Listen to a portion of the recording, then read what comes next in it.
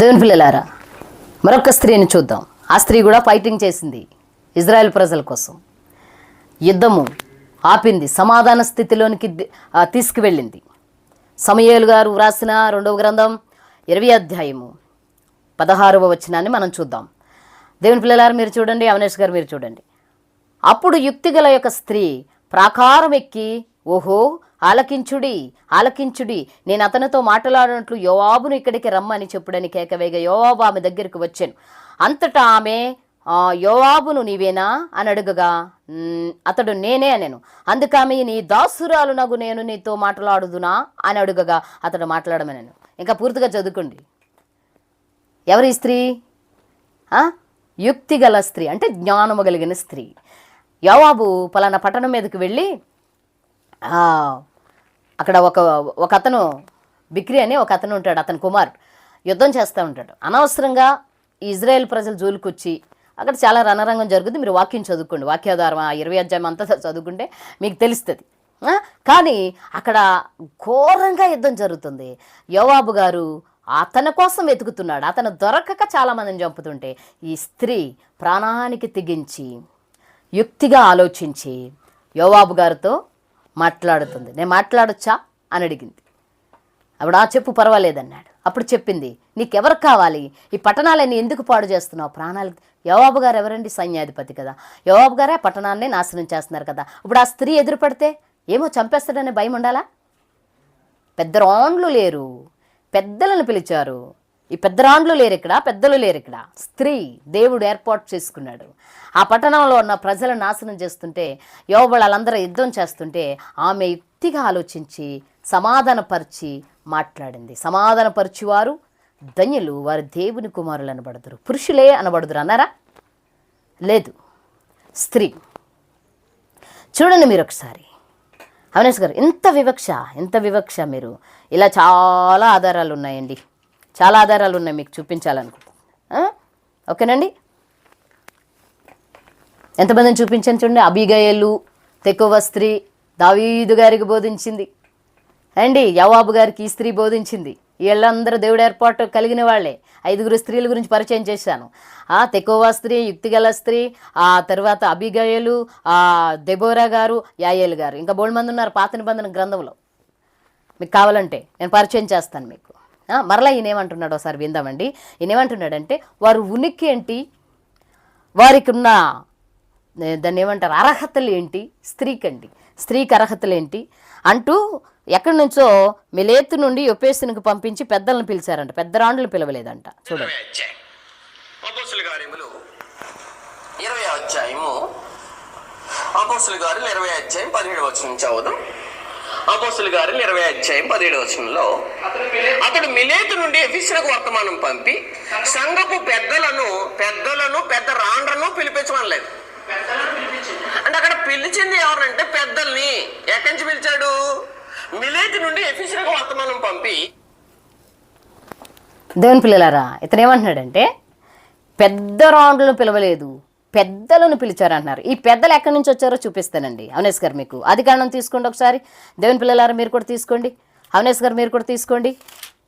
ఆదికాండము 17వ అధ్యాయము. ఈ పెద్దలు ఎక్కడి నుంచి వచ్చారో మీకు పరిచయం చేస్తాను నేను. ఆదికాండము 17వ అధ్యాయం 15వ వచనం నుండి నేను చదువుతాను, మీరు కూడా చూడండి. మరియు దేవుడు నీ భార్య అయిన సారాయి పేరు సారాయి అనవద్దు, యాలయనగా ఆమె పేరు సారా. నేను ఆమెను ఆశీర్వదించి ఆమె వలన నీకు కుమారుని కలుగజేసేస్తాను. ఆమె వలన, ఓకేనా? నేను ఆమెను ఆశీర్వదించదని మరలా చెప్తున్నారు, 2వ మాటగా చెప్తున్నారు. నేను ఆమెను ఆశీర్వదిస్తాను, ఆమె జనులకు తల్లి అయి, చూడండి, జనములకు తల్లి అయి ఉండును, జనముల రాజులు ఆమె వలన కలుగుదురని అబ్రహాముతో చెప్పెను. హల్లెలూయా, దేవునికి స్తోత్రం కలుగును గాక. అవినాష్ గారు మిలేతునికి పంపించి పెద్దలను పిలవమన్న పెద్దలు ఎక్కడి నుంచి వచ్చారో తెలుసా? స్త్రీ వలన దేవుడు పంపించాడు ఈ భూమి మీదకి. అర్థమవుతుందండి? స్త్రీలో నుండి దేవుడు కలుగు చేశాడు అన్నారు కదా అక్కడ. నేనేమి నా సొంత మాట చెప్పట్లేదు దేవుని పిల్లలారా, లేఖనాలు పరిశీలించండి. లేఖనాలు అవినేష్ గారు కూడా గ్రహించాలి. ఇక్కడ ఏమంటున్నారంటే నేను ఆమెను ఆశీర్వదిస్తాను. అబ్రహామా, ఆమె పేరు మార్చాను కదా, ఆమెను ఆశీర్వదిస్తాను. ఆమెను ఆశీర్వదించి ఆమె ద్వారా నీకు ఒక కొడుకునిస్తాను. ఎవరు? ఇషాకు గారు. సో ఇషాకే కాకుండా రాజులు ఆమె వలన వస్తారు, ఆమెలో నుండి జనములు వస్తారు, ఆ జనములో ఆశీర్వదింపబడతారు. ఆ జనములకు తల్లి ఎవరు? సారమ్మ గారు. ఏమండి అవినేష్ గారు, అబ్రహాం గారిని 17వ అధ్యాయం మొదలుకొని 14 వచ్చిన వరకు ఆశీర్వదించేశాడు. నిన్ను ఇలా చేస్తాను, అలా చేస్తాను, అలా ఆశీర్వదిస్తాను, ఇలా ఆపేశాడా అక్కడతో? పాస్ట్రమ్మను ఆశీర్వదిస్తున్నాడు. పాస్ట్రమ్మ అంటే ఎవరు? నడిపించుది, కాపరి, పెద్ద. రాజులందరికీ ఎవరు పెద్ద? ఈ పెద్దలకి ఎవరు పెద్ద? శారమ్మ గారు. ఒక స్త్రీ అండి అవినేష్ గారు. పెద్ద రాండ్లను పిలవలేదా? పెద్దలను పుట్టించి, పెద్దలను ఎవరి వలన కలుగు చేశాడు దేవుడు? శారమ్మ గారి ద్వారా కలుగు చేశాడు. అబ్రహాము గారిని, శారమ్మ గారిని ఆశీర్వదించేటప్పుడు 18వ అధ్యాయం, ఆదికాండం 18వ అధ్యాయంలో కూడా ముగ్గురు వచ్చినప్పుడు అబ్రహాం గారితో మాట్లాడేటప్పుడు, అబ్రహమా నీకు కొడుకునిస్తాను, వచ్చేటకే అబ్బా బాగా వంట చేసావు అని చెప్తూ మీ ఆవిడ ఎక్కడుంది? అబ్రహాం గారితో మాట్లాడేసేసి వెళ్ళిపోవచ్చు కదా. ఎందుకురా బాబు, ఈ స్త్రీని ఎందుకురా లెక్కల్లోకి తీసుకుంటాం? స్త్రీతో ఏం మాట్లాడతాం? స్త్రీ గురించి మనకెందుకు అనుకున్నారా? మీలాగా అవినేష్ గారు, మీలా అనుకున్నారా? దేవుడు మీ వల్లనే, మీలాంటి వాళ్ళ వల్లనే మరి స్త్రీకి అసలు ఉనికి కూడా పోతుంది ఇంక ఈ ప్రసంగం వింటే చాలామందికి. అనుకున్నారా? దేవుడు సారా ఎక్కడుంది? గుడారంలో ఉంది. అయితే చెప్పు సారాకే కొడుకునిస్తానని చెప్పు వచ్చే నెల. ఆవిడేం పాప ముసలిదాని కదా నవ్వింది. అబ్రహాం గారు కూడా నవ్వారు 17వ అధ్యాయంలో. ఇద్దరు నవ్వారు. ఎందుకంటే ముసలితనం మందు నీకు బిడ్డలను ఇస్తానంటే ఎవరైనా నవ్వుతాం, మనమైనా నవ్వుతాం. ఓకేనండి.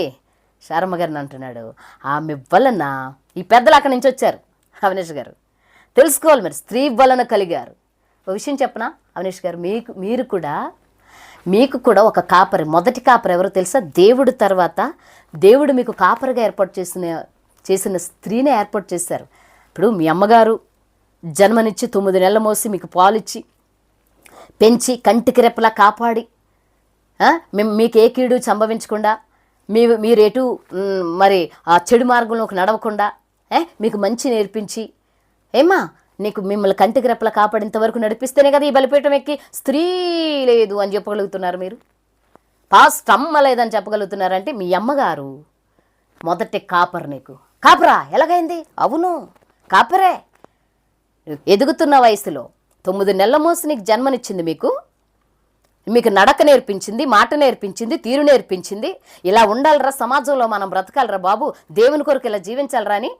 ఒకవేళ మీ అమ్మగారు వాళ్ళు క్రైస్తువులు కాదు నాకు తెలియదు, కానీ కొన్ని క్రైస్తువులు కాకపోయినా అప్పట్లో అమ్మే మనకి మొదటి కాపరి, అమ్మే మనకి మొదటి పెద్ద. మాట్లాడుట నేర్పించి, నడుచుట నేర్పించి, జీవించుట నేర్పించి, మంచి చెడు మనకు నేర్పించింది మన అమ్మ, అనగా సారమ్మ. సారంలో నుండి మన అందరూ వచ్చామంట.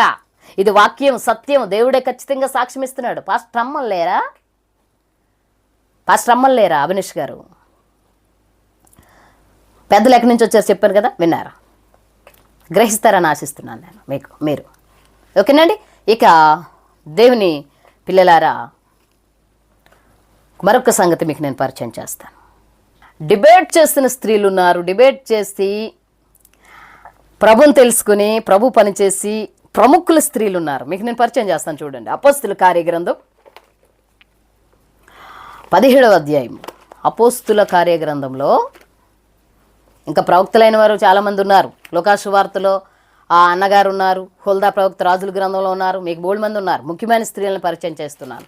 అపోస్తుల కార్యగ్రంథం 17వ అధ్యాయము 4వ వచనంలో మనం చూసినట్లయితే అక్కడ పాత నిబంధనలోనే చూపించారండి, మీరు క్రొత్త నిబంధన గ్రంథంలో చూపించలేదండి అంటారేమో. చూడండి, కొత్త నిబంధన గ్రంథంలో పాస్ట్రమ్మలను చూపిస్తాను, నాయకురాలను చూపిస్తాను, ప్రముఖులను చూపిస్తాను. చూడండి వాక్యాధారంగా చూడండి.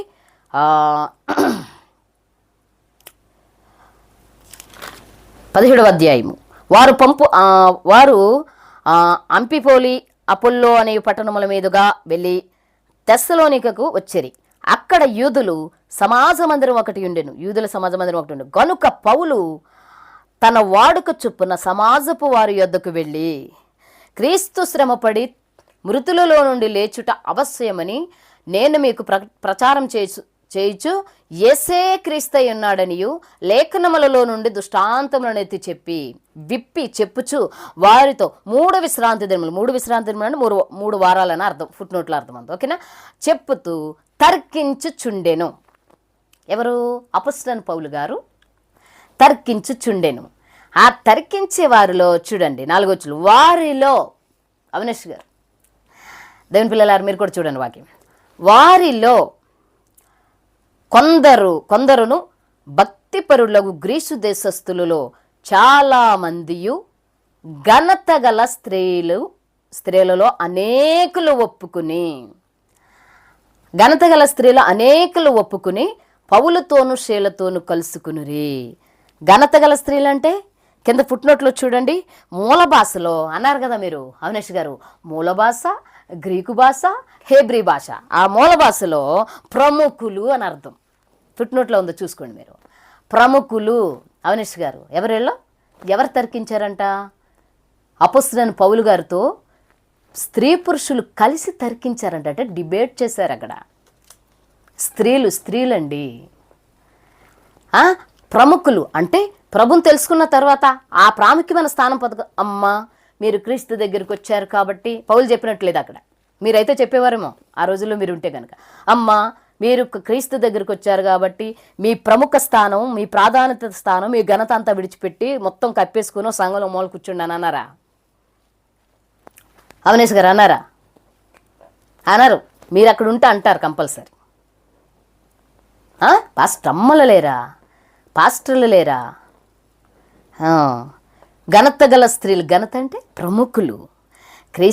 క్రీస్తు విషయంలో పౌలు గారితో డిబేట్ చేసిన తర్వాత క్రీస్తే నిజమైన దేవుడని ఒప్పుకొని వారి ప్రథమ స్థానాల్లో నిలబడి పౌలు గారితో శీల గారితో కలిసి పరిచర్య చేశారు కదా. ఇప్పుడు ప్రసంగం స్త్రీ మౌనంగా ఉంటే డిబేట్ చేయగలదా? తర్కించారని ఉంది, వారిలో అని ఖచ్చితంగా ఉంది. మళ్ళీ మీరు అది కాదంటారేమో, వారిలో వాక్యాధారం ఇది, ఓకేనండి. ఇంకా స్త్రీ బోధకురాలుగా పనిచేసింది, అది మీకు పరిచయం చేస్తాను. అపొస్తలుల కార్యగ్రంథము 18వ అధ్యాయము 24వ వచనం నుండి చదువుతున్నాను. అవినాష్ గారు వినాలి, దేవుని పిల్లలారా మీరు కూడా వినాలి. అలెగ్జాంద్ర అనువాడు అపోల్లో అను ఒక యూదుడు ఎఫెసునకు వచ్చెను. అతడు విద్వాంసుడును, అవినాష్ గారు, అతడు విద్వాంసుడును, చూడండి చక్కని రీతిలో అక్కడ మాట్లాడుతూ ఉంది. లేఖనముల యందు ప్రవీణుడునై ఉండెను. అతడు ప్రభువు మార్గము విషయమై ఉపదేశము పొంది తన ఆత్మయందు తీవ్రపడి యోహాను బాప్తిసం మాత్రమే తెలుసుకునే వాడైనను యేసును గూర్చిన సంగతులు వివరముగా చెప్పి బోధించుచు సమాజ మందిరములలోనూ ధైర్యముగా మాట్లాడని ఆరంభించెను. ఎవరంట? ఇతను యూదుడే, అపోల్లో అనే ఇతని పేరు యూదుడే. ఇతను ఎలాంటి వాడంట? సామాన్యుడు కాదు. ఈ సామాన్యుడు కాని మనిషికి ప్రిస్కిల్లా అనే ఒక సహోదరి అకుల్లా, భార్యాభర్తలిద్దరు, 26వ వచనంలో, ప్రిస్కిల్లా అకుల్లాయు విని అతను చేర్చుకొని దేవుని మార్గము మరీ పూర్తిగా అతనికి విషదపరచరి. పురుషుడే చెప్పాడనుందా వాక్యం? బోధించలేదా ప్రిస్కిల్లా గారు? ఎంత మినిస్ట్రీ నడిపించారు ఆవిడ మిషనరీగా. చరిత్ర తెలుసు కదా మీకు, చరిత్ర మూల భాష, హెబ్రీ భాష, గ్రీక్ భాష తెలిసిన మీరు చరిత్ర ఎందుకు తెలియదండి? మీకు తెలుస్తుంది కంపల్సరీ. చరిత్ర తెలిసి కూడా, ఎంత వాక్యలోతు తెలిసి కూడా మీరు ఎలా స్త్రీని ఎంత కంచపరిచి మాట్లాడారు నాకు అర్థం కావట్లా. ఆ వీడియో అంతా కూడా మీరు చాలా ఘోరంగా మాట్లాడారు. ఎవరంట? ఏదో సామాన్యుడికి బోధించిందిలే స్త్రీ అంటాకలేదు. లేఖనముల యందంట ప్రావీణ్యత కలిగిన వాడంటే, లేఖనముల యందు ధర్మశాస్త్రము చెప్పుచున్నది, స్త్రీ మౌనంగా ఉందా? నా సంగతి తెలియదంటావా? అతనికి తెలుసు. కానీ ప్రిస్కిల్లా గారు, అకుల్లా గారు దేవుని మార్గం మరింత విషాదం అంటే ఇంకా ఎక్కువగా లోతుగా బోధించారంట. ఇద్దరు ప్రసంగం చేశారు అతనికి. బోధించడం అంటే మీ ఉద్దేశం ఏంటంటే, నాకు తెలిసి పుల్పీట మీద నిలబడి బోధించకూడదు స్త్రీ, లెక్కల్లో లేదు. చాలామంది సేవకులు అంటారు పుల్పీట మీద నిలబడి స్త్రీ బోధించకూడదు, మాట్లాడకూడదని. కానీ కొంతమంది దైవ సేవకులు చూసి నేర్చుకోండి. వాళ్ళు చక్కగా వారు నిలబడ్డ ప్లేస్లో పక్కనే భార్యను నిలబెట్టుకుని దేవాది దేవుడు పని, ఎందుకంటే దేవుని ఆత్మే ఒక్కడే అందరిలో ఉండి జరిగిస్తున్నాడని వారు నమ్మి, కొంతమంది దైవ సేవకులు చక్కగా వాక్యాన్ని నమ్మి చక్కగా సమానత్వం కలిగి సమానత్వం హక్కు ఇచ్చి ప్రేమను పంచి వారికి ఉన్న ఘనతనిచ్చి వాళ్ళ వెంబడ స్త్రీని తిప్పుకుని చక్కని రీతిలో ఆయన పరిచర్యలో వాడబడుతున్నారు. పులిపీట మీద మీ గడతారులే పరలోకంలో అవినేష్ గారు. దేవుడు అవినేష్ గారు లాంటి మార్గంలో ఉన్న పాస్టర్లకి పెద్ద బలిపీఠం కడతారు, అక్కడ నిలబడదురు కానీ స్త్రీని పక్కన గంటెద్దురు కానీ. వెళ్ళండి, స్త్రీలు ఎంతమంది ఉంటారు ఒక్కొక్క సంఘంలో? 1000 మంది స్త్రీలు ఉంటే సంఘంలో 100 మంది పురుషులు ఉంటారు. ఆ 100 మందికి బోధించండి మీరు వెళ్ళి, స్త్రీలకు మానేసి. ఉన్నారా? వారి ఉనికి ఏంటి, వారి యొక్క గుర్తింపు ఏంటి, వారి అర్హతలు ఏంటి మీరు చెప్పాలి. మరి వారి అర్హతల కోసం దేవుడిచ్చిన అర్హతలు చాలవా? దేవుడు ఒక ప్రాముఖ్యమైన స్థానంలో స్త్రీలను వాడుకున్నాడు, అది చాలదా? కొత్త నిబంధన గ్రంథంలో నేను మీకు చూపించాను ఘనత గల ప్రముఖమైన స్త్రీలు. ప్రిస్కిలా గారు బోధించారు. ప్రిస్కిలా గారి కోసం చూద్దామా? అపొస్తలుడైన పౌలు గారు సాక్ష్యం ఇచ్చారు. అవినేష్ గారు రోమాపత్రిక 16వ అధ్యాయం చూడండి ఒకసారి. రోమియోలకు రాసిన పత్రిక 16వ అధ్యాయం 2వ వచనం. క్రీస్తు యేసునందు నా జత పని వారైన ప్రిస్కిల్లాకును అకుల్లాకును. అండి పురుషుని పేరు ఫస్ట్ రాయలేదు, ఇది కూడా బాధ మీకు. పెద్ద రాండ్రులు పెద్దలు. ఇదిగో ప్రిస్కిల్లాకును అకుల్లాకును నా వందనములు చెప్పుడి, వారు నా ప్రాణము కొరకు. వారు వారు పురుషుడే అనలేదండి అవినేష్ గారు. వారు అంటే భార్య భర్తలు ఇద్దరు కలిసి ప్రాణాలకు తెగించారంట. వారు నా ప్రాణము కొరకు తమ ప్రాణములను ఇచ్చుటకైనను తెగించిరి. సేవలో, దేవుని సేవలోనండి. అకుల్లాయే తెగించాడు. ప్రిస్కిల్లా లోపల ముసుకేసుకుని ఎక్కడో ఉంది అని అనలేదు అక్కడ. పరిచర్య కొరకు ప్రాణం పెట్టడానికి ఇష్టపడింది. అలాంటి వాళ్ళు ఎంతోమంది ఉన్నారు చూడండి ఒకసారి. లూకాసు సువార్త 23వ అధ్యాయము. స్త్రీల గురించండి. లూకా గారు వ్రాసిన సువార్త 23వ అధ్యాయము 27వ వచనాన్ని చదువుకుందామండి. దేవుని పిల్లలారు మీరు చూడండి, అవినేష్ గారు మీరు చూడండి. గొప్ప జన సమూహమును ఆయనను గూర్చి రొమ్ము కొట్టుకునొచ్చు దుఃఖించుచున్న చాలామంది స్త్రీలను ఆయనను వెంబడించిరి. యేసు వారు వైపు తిరిగి, యెరూషలేము కుమార్తెలారా, యెరూషలేము పురుషులారా అనలేదు అక్కడ, యెరూషలేము కుమార్తెలారా నా నిమిత్తం ఏడవకమ్మా, మీ నిమిత్తం మీ పిల్లల కోసం ఏడంట్రా. ఎంత ధైర్యం అండి! గొప్ప జన సమూహం ఆయన గూర్చి రొమ్ము కొట్టుకునుచు దుఃఖించుచు చాలామంది స్త్రీలు ఆయనను వెంబడించిరి. చాలామంది స్త్రీలు, శిష్యులు ఎక్కడున్నారో ఉంటారు వాళ్ళు కూడా. అవినేష్ గారు, దేవుని పిల్లలారు మీరు కూడా వినండి. పురుషులారా ఏడవకండి అనాలి. స్త్రీ చేసే గొప్ప త్యాగము. పురుషులు చేసింది, పురుషులు కష్టపడింది పురుషులకుంది. వాళ్ళ విలువ వేరు, మీకు ఇచ్చిన విలువ వేరండి దేవుడు. అవినేష్ గారు, అంత మాత్రాన స్త్రీని మీరు అంత కించపరిచి మాట్లాడాల్సిన అవసరం అయితే లేనే లేదు. యోహాను గారు వ్రాసిన సువార్త చూడండి. యోహాను గారు వ్రాసిన సువార్త 20వ అధ్యాయము.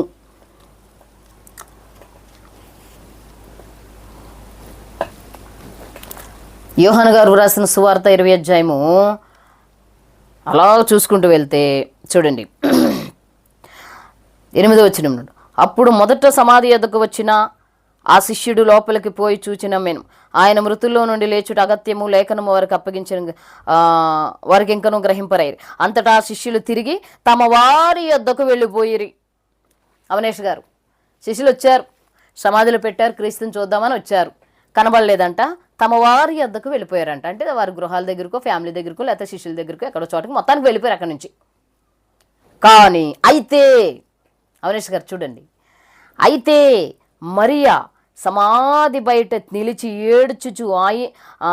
ఏడ్చుచుండెను. ఆమె ఏడ్చుచు సమాధిలో వంగి చూడగా దేవదూతలు వచ్చి మాట్లాడారు.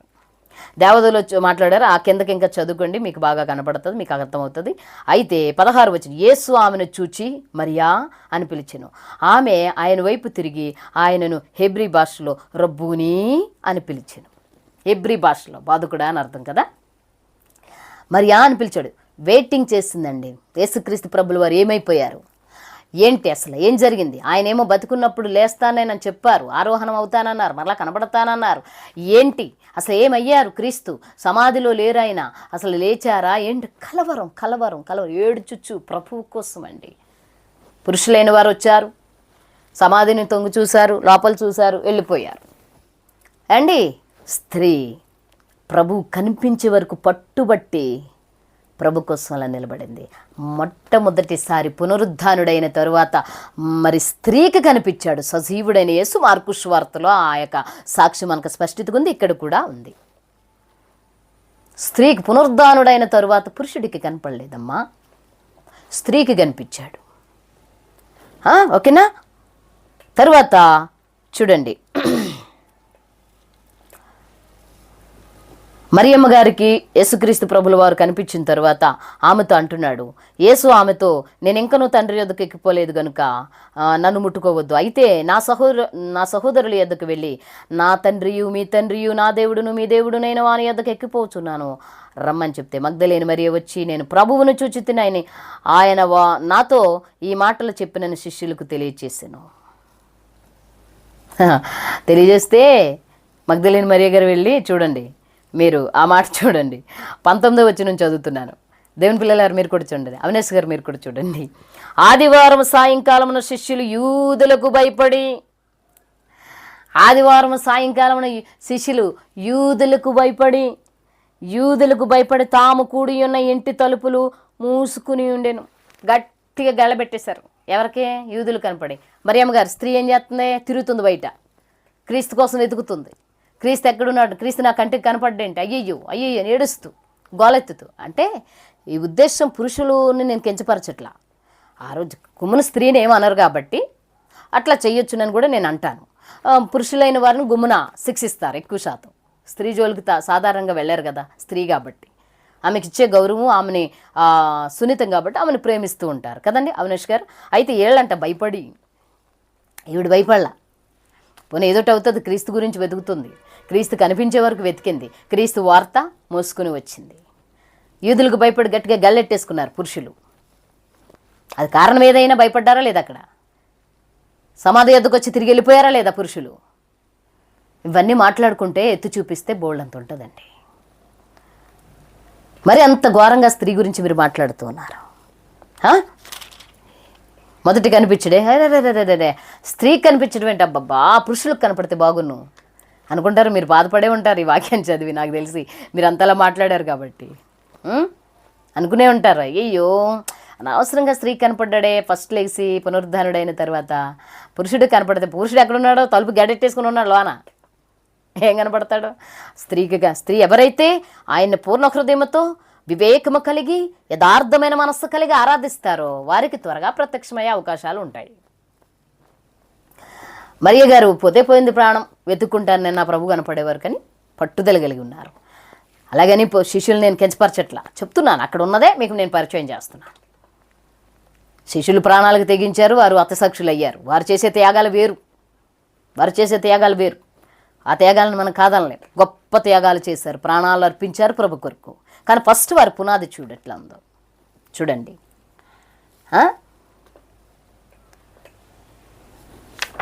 ఓకేనండి, ఇవి స్త్రీకి ఇంకా మీరు అన్నారు కదా గుర్తింపు అని, లేకపోతే ఉనికని, లేకపోతే వారి ఆధారాలని, వారిని ఎవరు ఏర్పాటు చేసుకున్నారు అన్నీ పరిచయం చేశాను నేను మీకు.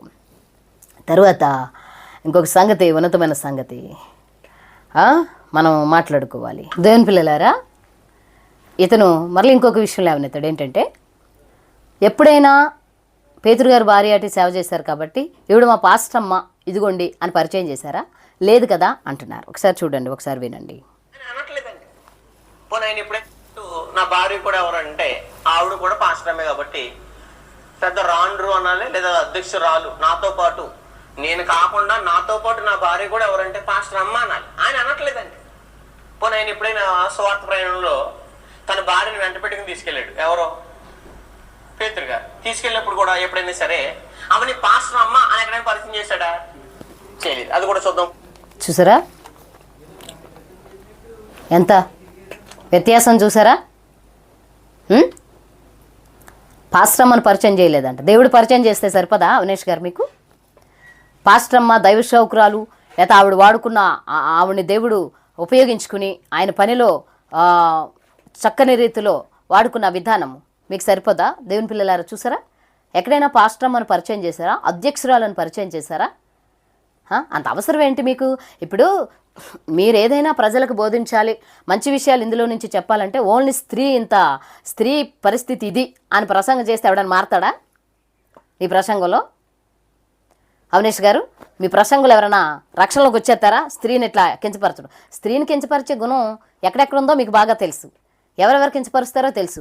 మరలా ఎందుకు దేవుడు చేయలేంది మీరు ఇలాగ మాట్లాడి, ఈ యేసు దేవుడు ఇలాగా, ఈ యెహోవా దేవుడు ఇలాగా అని మీ ప్రసంగం విన్న వాళ్ళందరూ ఏమనుకుంటారు? స్త్రీ కష్టపడే స్త్రీ, దేవుని కొరకు ప్రాణాలు ఇచ్చి తెగించిన స్త్రీలు చూపించాను మీకు ఇప్పుడు నేను.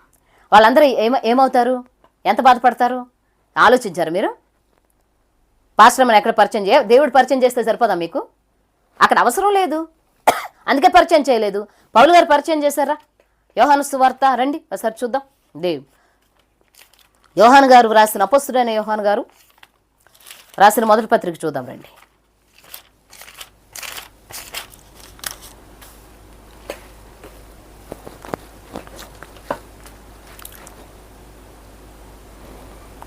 పాస్టమ్ గారు అని పరిచయం చేయలేదు, పేతురు గారు పరిచయం చేయలేదంట. అందుకని పాస్టమ్ అనకూడదు, పాస్టమ్మ అనకూడదంట, పాస్టర్ గారు భార్య అనాలంట. ఇంకా ఆ వీడియో అంతా మీరు చూస్తే చెప్పండి. అపోస్తులైన పౌలు గారు పరిచయం చేశారండి అవినేష్ గారు. చదువుదామా? యోహాను గారు రాసిన, అంటే యోహాను గారు, అపోస్తుడైన యోహాను గారు ప్రకటన గ్రంథం రాశారు చూడండి, యోహాను గారు సువార్త రాశారు చూడండి. ఆయన ఈ పత్రికలు 3 రాశారు కదా, ఆయన. ఈయన మాట కూడా కాదంటారా ఏంటి కొంపదీసి? చూడండి, పెద్దనైన నేను, రెండవ పత్రిక అండి, యోహాను గారు రాసిన రెండవ పత్రిక. పెద్దనైన నేను ఏర్పరచబడినదైన అమ్మగారికిని. వేరే తర్జుమా బుక్లో చూస్తే దేవుని ఏర్పాటు కలిగిన స్త్రీ అని ఉంటుంది. అందులో ఎవరు ఏర్పాటు చేశారు ఈమెని అంటే దేవుడు ఏర్పాటు చేశాడు. చెప్పలేదా? యోహాను గారు అంటున్నారు, పెద్దనైన నేను ఏర్పరచబడినదైన అమ్మగారికిని ఆమె పిల్లలకును శుభమని చెప్పి. ఏర్పాటు అంటే ఎందుకు వచ్చింది ఈ మాట ఇక్కడ? మీరు గ్రీకు, ఏబ్రి, మూల భాష అని ఉంటాయి కదా, అందులో కూడా చూడండి ఒకసారి కొట్టి. నేను వేరే తర్జుమా బుక్లో కూడా చూశాను. నేను దేవుని చేత ఏర్పాటు చేయబడిన స్త్రీ అని ఉంటుంది అక్కడ. ఏర్పాటు కలిగిన స్త్రీ. పాస్టమ్మను పరిచయం చేయలేదా? ఇప్పుడు అవసరం లేదు, చేయలేదు. ఇక్కడ అవసరం యోహాను గారు పరిచయం చేశారు ఆవిడ్ని. ఇక్కడ అవసరం లేదు. మరి ప్రిస్కిలా గారు, ఆకుల గారు సంఘం నడిపించారు. ఆవిడ ప్రిస్కిలా గారు కూడా సంఘం నడిపించారు. ఒకసారి మీరు చూస్తే అక్కడ వాక్యంలో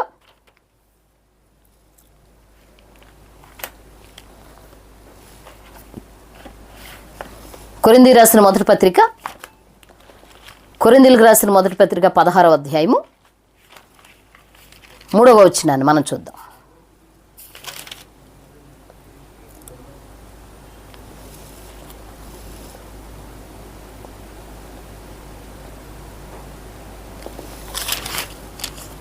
క్షమించాలి, 19వ వచనం. కొరింథీయులకు రాసిన మొదటి పత్రిక 16వ అధ్యాయము 19వ వచనాన్ని మనం చూద్దాం. ఆసియాలోని సంఘపు వారు మీకు వందనములు చెప్పుచున్నారు. అకులా, ప్రిస్కిలా అనువారు వారి ఇంటనున్న సంఘమును ప్రభువునందు మీకు అనేక వందనములు చెప్తున్నారు. చూసారా? అకుల్లా, ప్రిస్కిల్లా సంఘాన్ని నడిపిస్తూ ఉన్నారు, అధ్యక్షులుగా, నాయకులుగా ఉన్నారు. నాకు తెలిసి అకుల్లా గారికి చాలా విషయాలు కొన్ని అంటే అంత శ్రద్ధ చూపించలేదు. ఎందుకంటే ప్రిస్కిల్లా గారి విషయమే అస్తమాటు రాశారు. ప్రతిసారి కూడా రాసినప్పుడల్లా ప్రిస్కిల్లా గారు, అకుల్లా గారు అని యాడ్ చేస్తూ వచ్చారు. ప్రిస్కిల్లా గారి చరిత్రలో కూడా మనం చూసినప్పుడు అవినేష్ గారు ప్రిస్కిల్లా గారే ఎక్కువ సేవా పరిచర్య చేశారని మనకు తెలుస్తుంది. వారి ఇంటిలో సంఘం ఉన్నప్పుడు అకుల్లా గారు వచ్చే వరకు మౌనంగా ఉంటుందా స్త్రీ? మౌనంగా ఉంటారండి స్త్రీ? అకుల్లా గారు ఎక్కడికైనా వెళ్ళి వచ్చేటప్పటికి ఆమెకు తెలిసిన విషయాలు బోధిస్తారు కదండి, ప్రసంగం చేస్తుంది కదా స్త్రీ. సంఘం ఉంది, సంఘాన్ని నడిపిస్తున్నారు వాళ్ళు, పెద్ద మినిస్ట్రీ నడిపించారు, పెద్ద మిషనరీ ఆవిడ. దాన్ని ఏమంటారండి? కాబట్టి అవినేష్ గారు స్త్రీ పట్ల ఇంత వివక్షను మీరు చూపించటం అనేది బాగోదని నా ఉద్దేశం. ఇంకా చాలా చాలా విషయాలు మీరు మాట్లాడారు. పాస్టమ్మని పరిచయం చేయలేదంటున్నారు, లేకపోతే పెద్ద రౌండ్లను పెద్దలను పిలిచారు, పెద్ద రౌండ్లను పిలవలేదు అంటున్నారు మీరు. ఇంకా ఎన్నో ఉన్నాయి మీకు పరిచయం చేయటం కోసం, వాక్యాధారాలు ఎన్నో ఉన్నాయి.